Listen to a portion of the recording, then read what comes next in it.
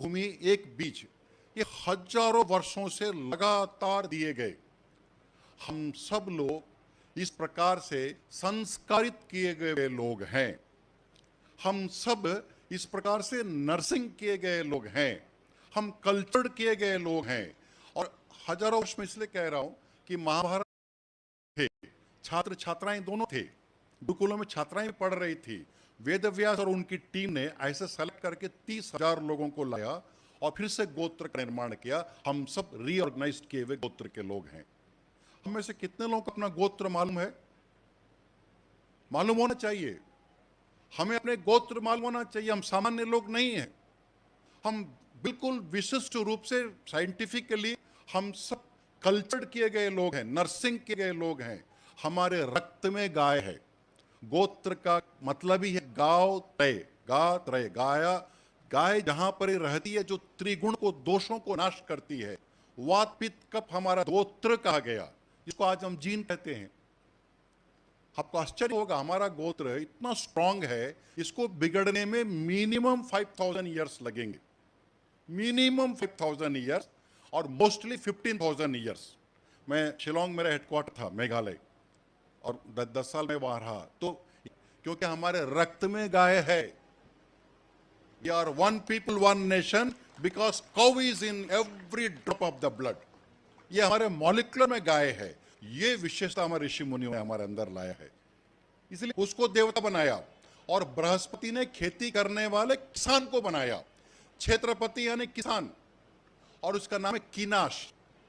हमारे वेदों में कीनाश कहा, की यानी भूख, नाश या नष्ट करने वाला। औषधीय, धूलोक, जल समूह, आकाश, क्षेत्रपति हमारे लिए मधुयुक्त हो। यानी विश्वामित्र ने जो कहा वही कहा। यानी आकाश, यानी जो कॉस्मिक एनर्जीज है वो हमारे फूड ग्रेन्स में आ जाए। जो रेन है वो हमारे फूड ग्रेन को मल्टीप्लिकेशन करने में मदद करे। अभी जो भाई साहब बता रहे थे, thank you very much. Success story के जो सेशन शुरू होने से पहले हमारे साथ आज एक विशेष वक्ता उपस्थित हुए हैं। के राघवन जी नाम है उनका, और 1986 से, सर मेरा जन्म 85 में है, 1985 में, 86 से सर जुड़े हुए हैं इस कार्य के साथ से। मतलब 36-37 साल से वो इस कार्य में जुड़े। 75,000 से ज़्यादा कार्यकर्ताओं को इन्होंने प्रशिक्षित किया है गौ में, खेती में लेके। और ये मुझे बड़ी ईर्ष्या होती है कुछ लोग की,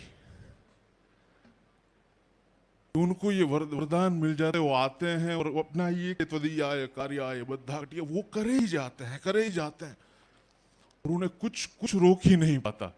बाकी सब आते हैं, कहीं ना कहीं भटक जाते, चले जाते। लेकिन राघवन जी आज पिछले 36-37 सालों से लगातार राष्ट्र के लिए, गौ के लिए, मुझे गौग्राम यात्रा भी याद है, और इन सब कार्यों में जिनका अखंड योगदान रहा है, और ईश्वर से प्रार्थना रहेगी कि इनका योगदान और अधिकतम हमें मिलता ही रहे। हम स्वार्थी ही हैं इस बारे में, तो उनका योगदान हमें मिलता ही रहे। और आज उनकी जो यहाँ आए हैं तो उनकी वाणी का लाभ भी हमें मिले। मैं आमंत्रित करूंगा के राघवन जी को कि वो अपने ज्ञान का, वाणी का लाभ हमें दे।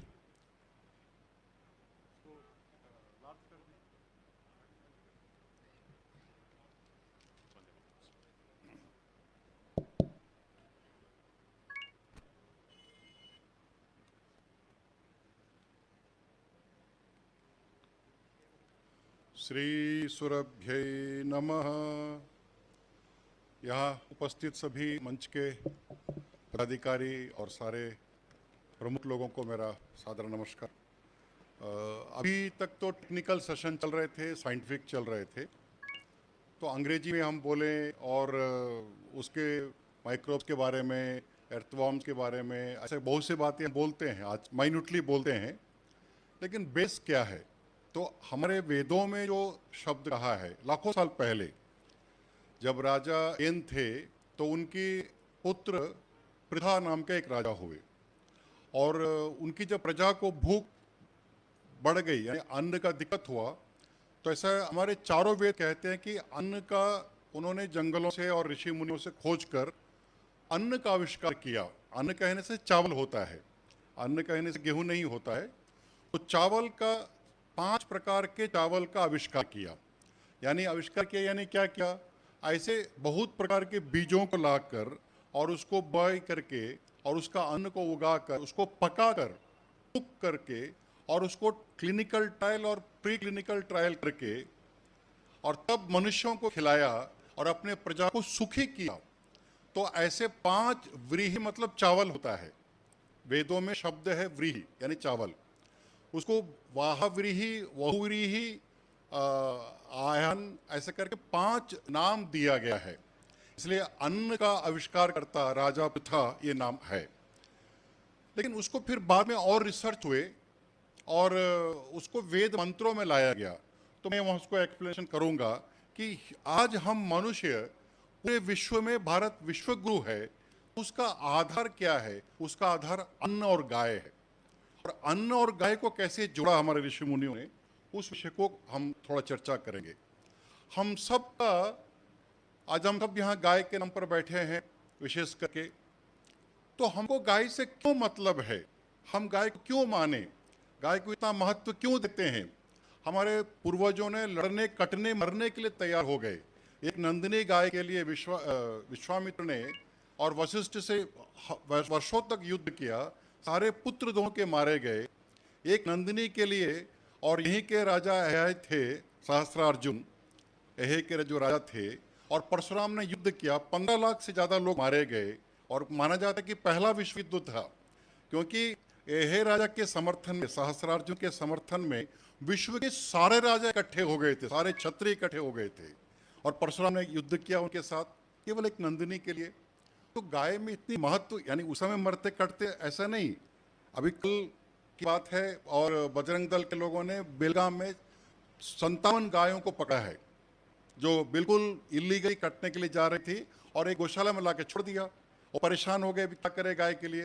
तो कल मैं बेलगाम में था और वहाँ एक मीटिंग हुई और हम लोगों ने एक व्यक्ति को रिक्वेस्ट किया और 3 लोगों ने मिलकर के 3 लाख रुपया दिए हैं और उस गाय की चारा की व्यवस्था वहाँ पर हुई है। और एक व्यक्ति ने 5 लाख की बात कही और शेड बनाएंगे उसके ऊपर में। यानी आज भी गाय के लिए मरने कटने वाले लोग हैं।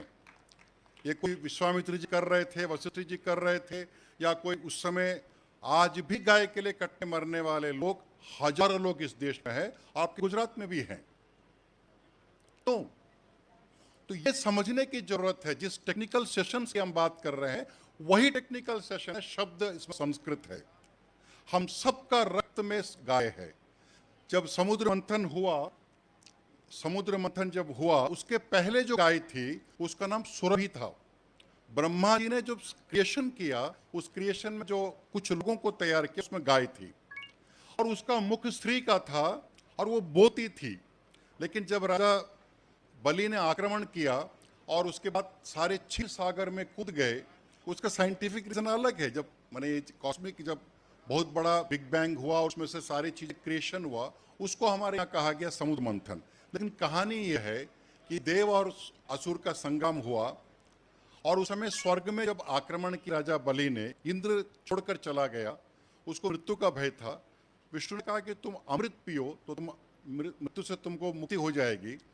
दानवों को मृत्यु का भय इसलिए नहीं है कि मरने पर उसको शुक्राचार्य जीवित कर देते हैं। तुम अमृत पियो तो तुम ठीक हो जाओगे। तो फिर समुद्र मंथन अमृत के लिए हुआ और समुद्र मंथन से अमृत निकला।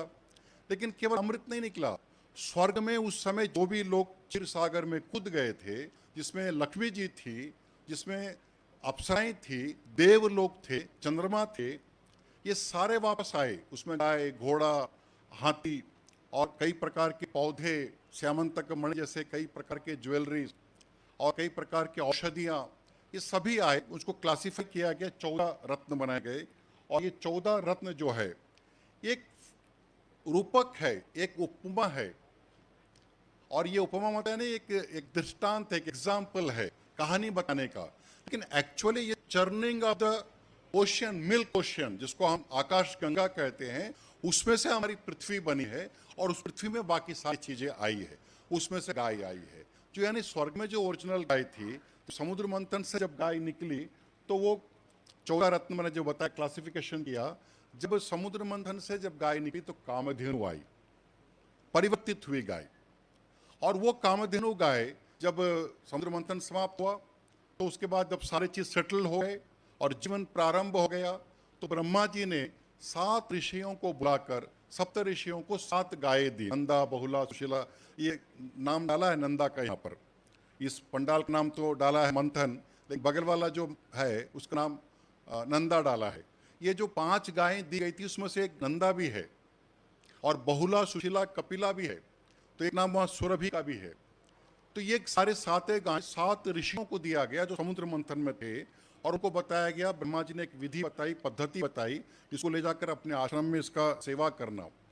तो आश्रम में उसकी सेवा की गई, उसका दूध निकाला, दही बनाया, घी बनाया, स्वयं ऋषियों ने खाया, अपने शिष्यों को खिलाया। उसके गोबर गोमूत्र से भूमि का सिंचन करके और अन्न उपजाया, वो अन्न स्वयं खाया, अपने शिष्यों को खिलाया। जब शिष्य बड़ा हुआ, उसकी शिक्षा पूर्ण हुई, वो वापस घर आया, तो आते समय ऋषियों ने एक गाय बछड़े के साथ उसको दिए, इस गाय को अपने घर पर ले जाओ, इसके दूध दही घी निकालकर स्वयं खाना, परिवार के लोगों को खिलाना। अन्न के कुछ बीज उनको पोटली बनाकर दिया, इसको अपने घर पर ले जाना, घर पर इसको बोआई करना, इसको उगाना और अन्न खाना। तो छात्र लेकर आया, घर में अन्न उगाया, दूध दही घी बनाया, स्वयं खाया, परिवार को खिलाया। समय पर उसका विवाह हुआ, उसका पुत्र हुआ, पुत्र भी वही अन्न खाया, वही दूध दही घी खाया। 6 वर्ष का हुआ, जनेऊ संस्कार कराया गया और उसको फिर वापस भेजा गया आश्रम में। आश्रम में वही अन्न था जो घर पर खा रहा था, आश्रम में वही दूध दही घी था जो घर पर खा रहा था, उसकी जीवन शैली भी आश्रम में वही थी जो घर पर था। तो बच्चा आसानी से गुरुकुल में एडजस्ट हुआ, और वहाँ जो लोग थे वो सब इसी प्रकार के लोग थे। बच्चा आसानी से पढ़ लिया। जब 8 वर्ष, 10 वर्ष, 20 वर्ष की पढ़ाई पूर्ण हुई, वापस आया, अगर उसके घर में गाय नहीं है तो गाय लेकर आया, अन्न के कोई नए आविष्कार हुए तो बीज लेकर आया, और फिर उसने अपने घर पर उसको लगाया। जब वो बड़ा हुआ, उसका विवाह हुआ, जब उसका पुत्र हुआ, उसने भी वही अन्न, वही गाय का दूध दही घी खाया, वही आश्रम में पढ़ा। तो पीढ़ी दर पीढ़ी, जनरेशन टू जनरेशन, एक ही परिवार, एक ही गाय, उसकी बेटी, उसकी बेटी, उसकी बेटी, गाय नहीं बदली, वही जीनेटिकली गाय। भूमि नहीं बदला, परिवार का एक ही भूमि, और अन्न नहीं बदला, उसका बीज एक ही बीज। तो एक परिवार, एक गाय, एक भूमि, एक बीज, ये हजारों वर्षों से लगातार दिए गए। हम सब लोग इस प्रकार से संस्कारित किए गए लोग हैं। हम सब इस प्रकार से नर्सिंग किए गए लोग हैं, हम कल्चर्ड किए गए लोग हैं। और हजारों वर्ष में इसलिए कह रहा हूं कि महाभारत के समय में रीऑर्गेनाइज हुआ। वैसे हमारा जीन तो लाखों साल पुराना है, हमारा जीन लाखों साल पुराना है, लेकिन महाभारत के युद्ध में जब सारे लोग मर गए, बहुत बड़ा नुकसान हुआ। 167 करोड़ लोग, 167 crore, 25,000 people where killed in single day. आश्चर्य इस बात का यह है कि इतना आसान नहीं कि इतने कम लोग एक जगह में कैसे होंगे, उसका एक्सप्लेनेशन भी करूंगा, आप पढ़िएगा। महाभारत का 500 किलोमीटर का रेडियस में युद्ध चल रहा था, 500 किलोमीटर रेडियस में, और उस समय 1,13,00,000 सैनिक थे। उनकी सेवा करने के लिए, उनका खाना बनाना, उनके कपड़े धोना, बर्तन धोना, फिर उनके सोने चांदी के, उनके गहने के, उनके अस्त्र शस्त्र, उनके घोड़ा गाड़ी, उनका बैलगाड़ी, उनकी हाथी, उनका शराब, उनका इलाज करने वाले डॉक्टर, कंपाउंडर, नर्सेस, और नृत्य, संगीत, शराब, ये सब करने के लिए लोग थे। इसलिए एक व्यक्ति पर 100 से ज्यादा लोग वहां सेवा में लगे थे। राजा महाराज रथी लोग थे, 167 करोड़ लोग थे वहां पर। तो जब सबकी मृत्यु हो गई और सारे श्रेष्ठ लोग मारे गए, उस समय एग्जिस्टेंस पॉपुलेशन का बेस्ट क्वालिटी के 80% मेल एंड फीमेल दोनों मारे गए। युद्ध में महिलाएं थी, ऐसा नहीं कि युद्ध पुरुष लड़ रहे थे, वो महिलाएं भी थी, द्रौपदी भी थी, वहां कुंती भी थी, लेकिन बाद में हटा लिया गया उनको, इसलिए बच गए। लेकिन युद्ध भूमि में जो लोग थे वो सब मारे गए। तो जो जंगलों में जो ब्रह्मचारी लोग थे, छात्र छात्राएं दोनों थे, गुरुकुलों में छात्राएं पढ़ रही थी, वेद व्यास और उनकी टीम ने ऐसे सेलेक्ट करके 30,000 लोगों को लाया और फिर से गोत्र का निर्माण किया। हम सब रीऑर्गेनाइज किए हुए गोत्र के लोग हैं। हम में से कितने लोगों को अपना गोत्र मालूम है?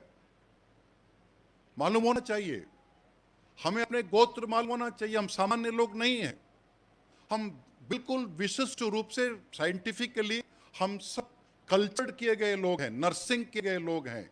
हमारे रक्त में गाय है। गोत्र का मतलब ही है गाव त्रय, गा त्रय, गाया। गाय जहां पर ही रहती है जो त्रिगुण को, दोषों को नाश करती है। वात पित्त कफ हमारा दोष है, रज तम हमारा सत्य, हमारा गुण है, उसको बैलेंस करती है।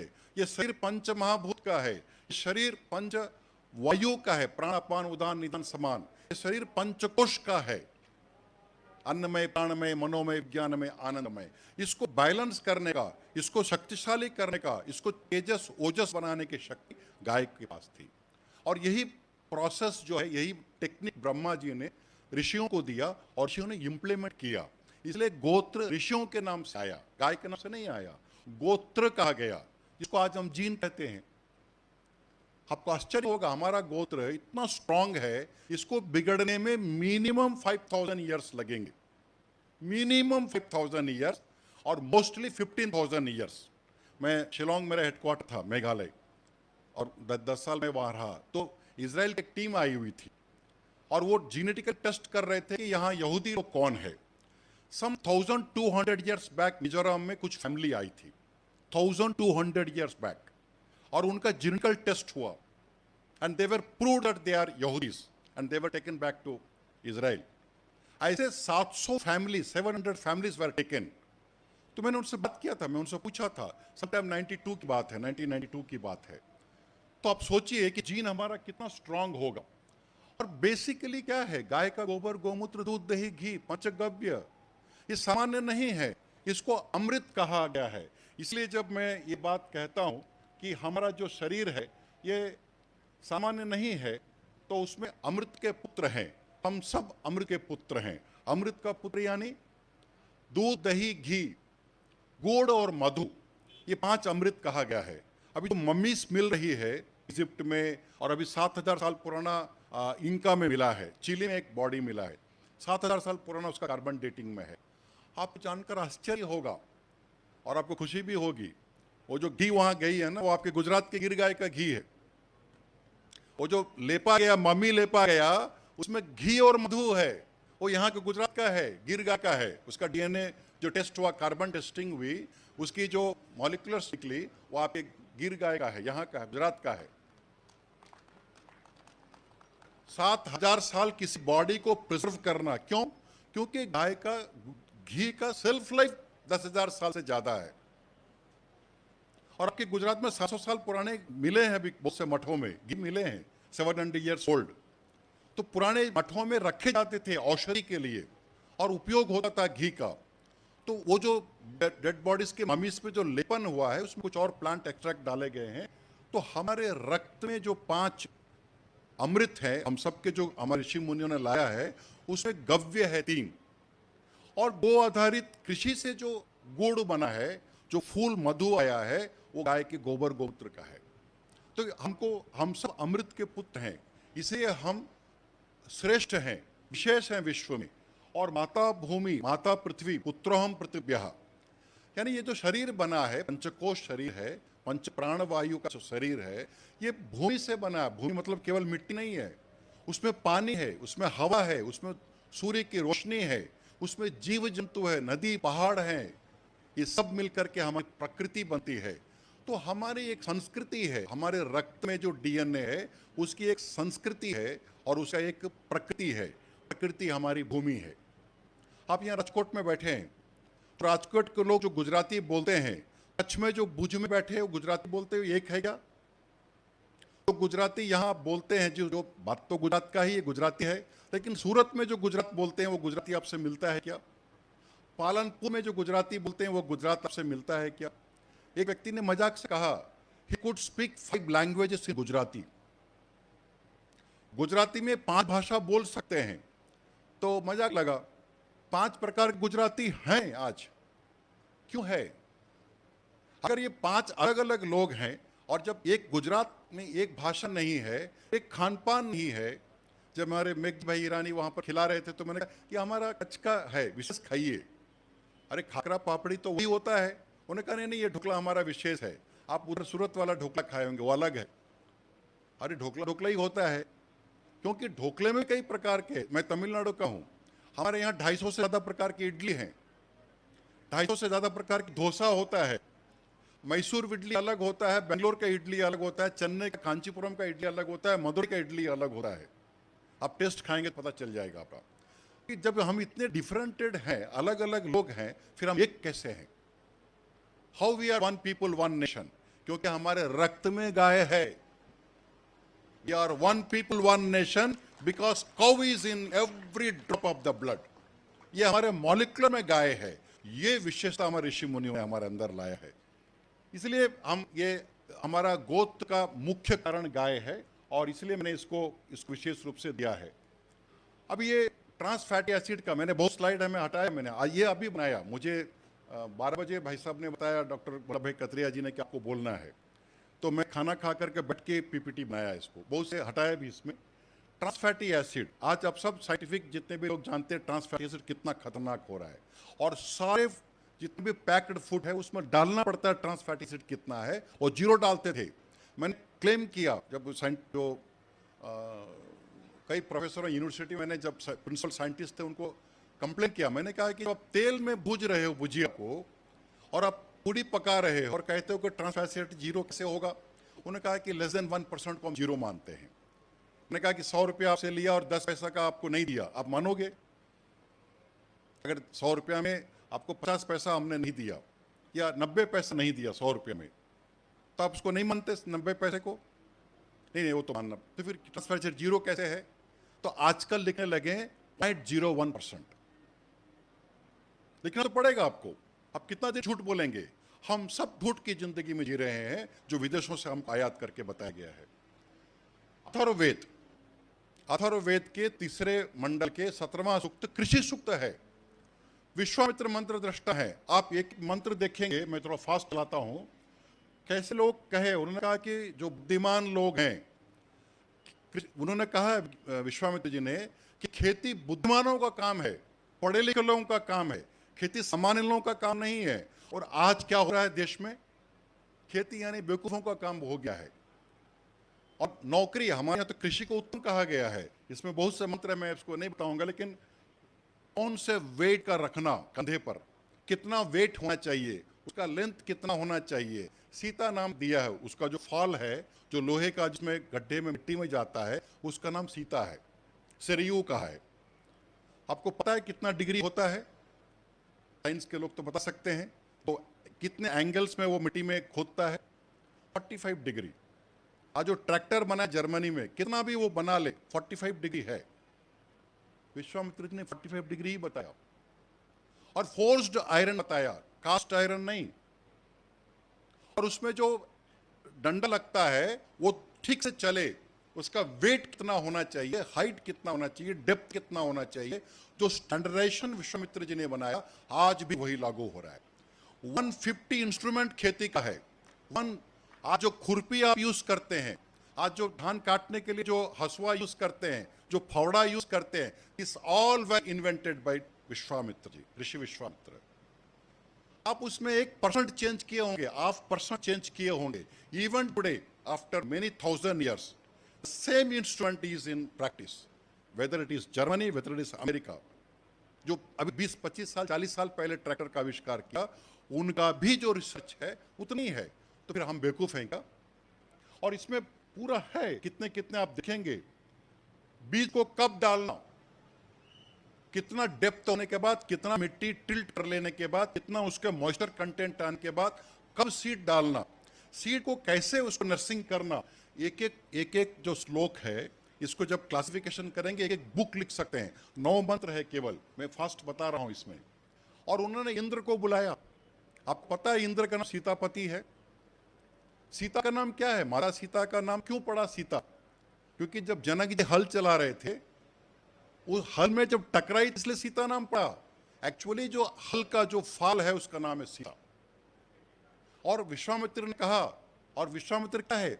वज्र का प्रतीक है। उन्होंने कहा कि प्रवेश करो इसमें, और ये जो फाल है सीता है, इसकी रक्षा करो, इसलिए सीतापति कहा उसको। तो ये सारे उसमें है।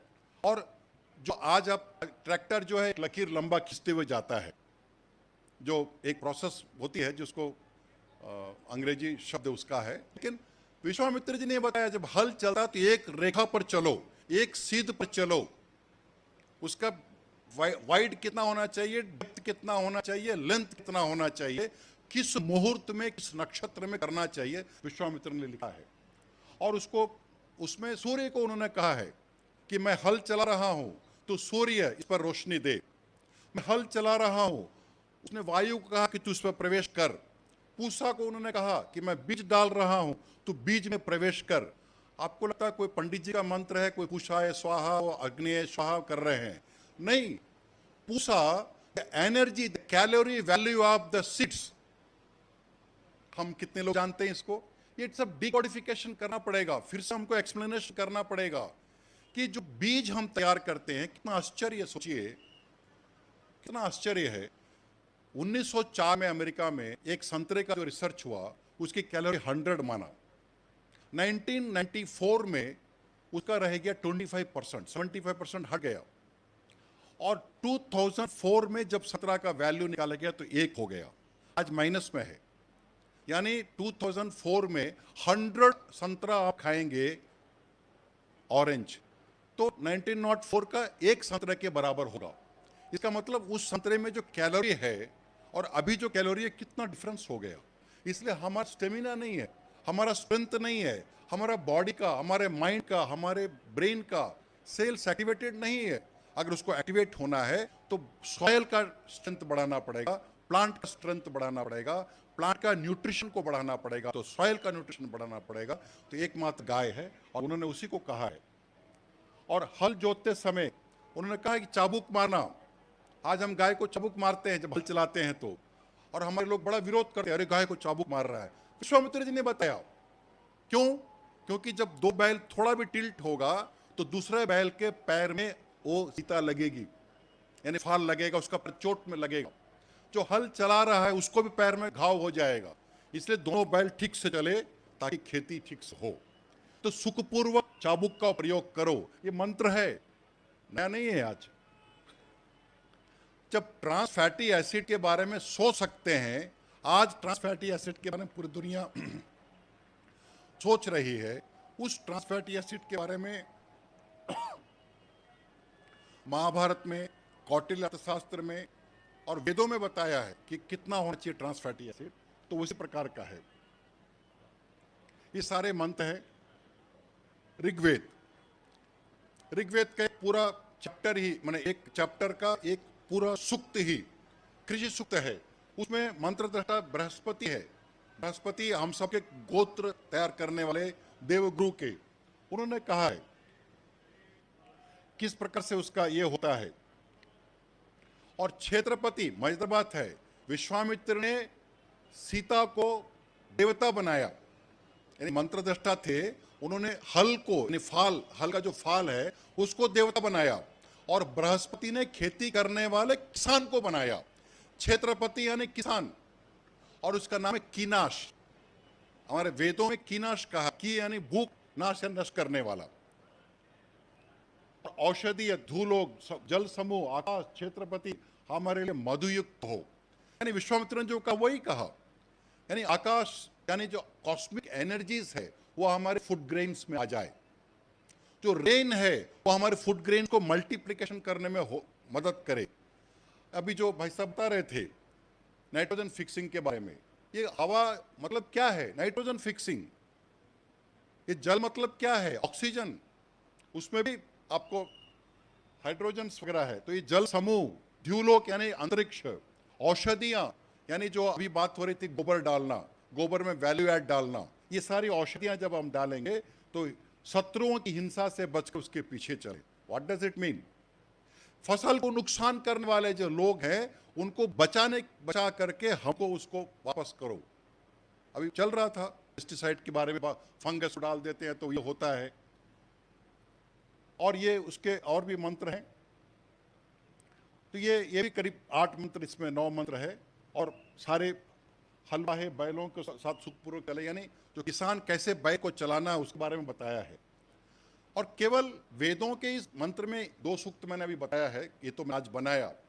ऐसे करीब करीब 70-80 चैप्टर्स हैं कृषि के बारे में, खेती के बारे में। और गो सूक्त है, अथर्ववेद में भी है, यजुर्वेद में भी है, ऋग्वेद में भी है गाय के बारे में। मैं अभी वो सब नहीं दे रहा हूं। और आपको जानकर आश्चर्य होगा, more than 1000 mantras are there. 1000 से ज्यादा मंत्र है कृषि और गाय के लिए। मैं तो 300-400 निकाला हूं, अभी पूरा दिया नहीं हूं। लेकिन इसी को आधार बनाकर आप कोई भी फल का नाम बताइए, कोई भी एक फल का नाम बताइए। आम। दूसरा फल का नाम बताइए, अमरूद। आम के पेड़ में अमरूद होता है क्या? अमरूद के पेड़ में आम होता है क्या? विश्वामित्र ने क्या, एक पेड़ में 4 फल निकला। आपको आश्चर्य होगा। और ये सारे जो काम हुए हैं, इसको विष्णु ने रोका। विश्वामित्र ने ब्रह्मा के पैरेलल सारे क्रिएशन किए थे, तो विष्णु ने कहा कि नहीं करना इसको। आज जो हम जेनेटिकली मॉडिफाइड करते हैं, आज हम क्लोनिंग करते हैं, आज हम ग्राफ्टिंग करते हैं, आज हम कलम का आम बनाते हैं। 16,000 वेराइटीज ऑफ मैंगो भारत में है। 1,72,000 वेराइटीज ऑफ राइस भारत में है। आया कहाँ से, कैसे हुआ? इस सारे क्लोनिंग्स में आए, या तो ग्राफ्टिंग्स में आए, या कटिंग्स में आए, या नए नए प्रयोग से आए, मिट्टी से आए। ये सारे विश्वामित्र ने किया। तो उसको उस समय रोका गया, सतयुग में रोका गया, नहीं करना। तो विश्वामित्र ने कहा कि बनाया हूं। ये भैंस विश्वामित्र सृष्टि है, गाय के पैरेलल। पूरे विश्व में एकमात्र दूध गाय के अलावा पीने के लिए केवल भैंस का है, वो भी 12 वर्ष के ऊपर के बच्चे ले, नॉट बिलो 12 ईयर। 12 वर्ष से पीछे के बच्चे भैंस का दूध नहीं पिए, क्योंकि उसका मेधा शक्ति गड़बड़ हो जाएगा। मेधा शक्ति 13% बाद में बनता है। तो ये जो मैं आपको ये बता रहा था, इसमें लगभग 70-80 बुक्स हैं जिसको एक्सप्लेनेशन करके एक्सपेरिमेंट किया है। उसमें चैंपियन है पराशर। यानी जब महाभारत का युद्ध हो गया, भयानक स्थिति आ गई, अन्न का बाकी का सारे लोग मर गए, यहाँ से करना है, तो पराशर जी ने विश्वामित्र जी को लेकर वेदों से निकाल कर और एक प्रयोग किए कि अन्न को बढ़ाना है, तकलीफ हो गई है, सारे सिस्टम कोलैप्स हो गया है, न्यू क्रिएट करना है। तो उन्होंने वृक्ष आयुर्वेद किताब लिखा 5000 साल पहले, और उसमें वो सारे प्रयोग किए हैं। और मेरे पास वो सारे करीब 28-29 किताबें हैं। एग्रो इंडिया, एंसेंट इंडिया के जो ये है हैदराबाद में, डॉक्टर ने 7-8 किताबों को फिर से निकाल कर उसका अंग्रेजी अनुवाद किया है। उसमें से वृक्षायुर्वेद है। ब्राह्मण में बहुत से ब्राह्मण में शतपथ ब्राह्मण का एक पूरा चैप्टर कृषि पर है, याज्ञवल्क्य का लिखा हुआ। और वो कहानी नहीं है, कोई मंत्र नहीं है पंडित जी का कि स्वाहा स्वाहा ओम ओम करके बोल रहे हैं। There are science, we have to record it, we have to practise it, we have to understand it, we have to teach it.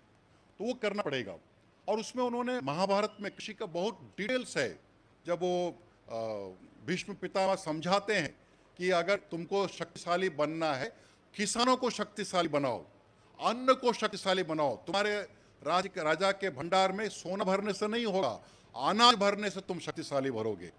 Kashyap कृषि सूक्तम, कश्यप कृषि सूक्तम ने राजा को डांटा है, कहा कि राजा, अगर तुम्हारे राज्य में किसान सुखी नहीं रहेगा, तुम्हारे राज्य में अन्न का भंडार नहीं होगा, कितना भी सोना तुम्हारे पास हो, कितना भी सेना तुम्हारे पास हो, तुम्हें भीख मांगना पड़ेगा।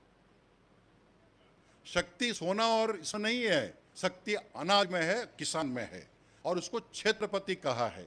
तो ये कश्यप कृषि सूक्तम में है। और उन्हें बताया कैसे कैसे बैल, कैसे कैसे जमीन।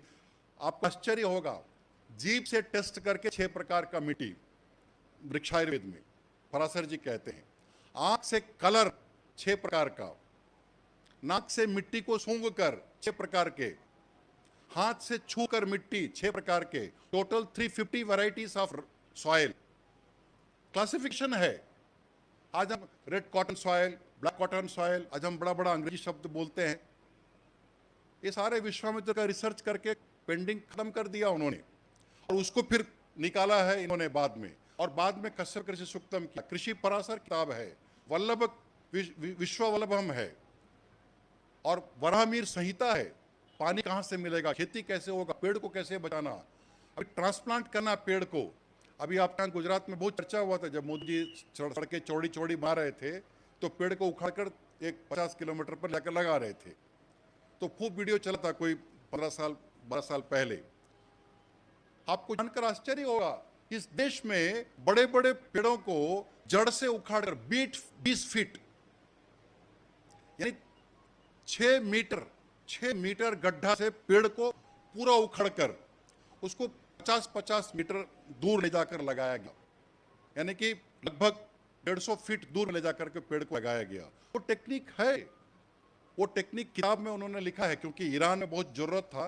दारा शिको ने लिखा, नुस्खा ये दरा फरा फन्नी नाम का उन्होंने ट्रांसलेशन किया अरबी में, और ईरान में प्रयोग किया, क्योंकि वहाँ पेड़ के बड़े रेगिस्तान में दिक्कत थी, तो पेड़ काटते नहीं थे। जब उनको कुछ बनाना रहता तो पेड़ को शिफ्ट करना था, तो वृंदावन में बैठकर पंडितों से वेद सीखकर और उपनिषदों को सीखकर संस्कृत सीखा है दारा शिको, जो बड़ा बेटा था शाहजहां का। उनकी एक किताब है उसका ये दरा फला फन्नी, उसमें वर्णन है कि कैसे ट्री को ट्रांसप्लांट करना, जीवित को, और उसको बचाना है।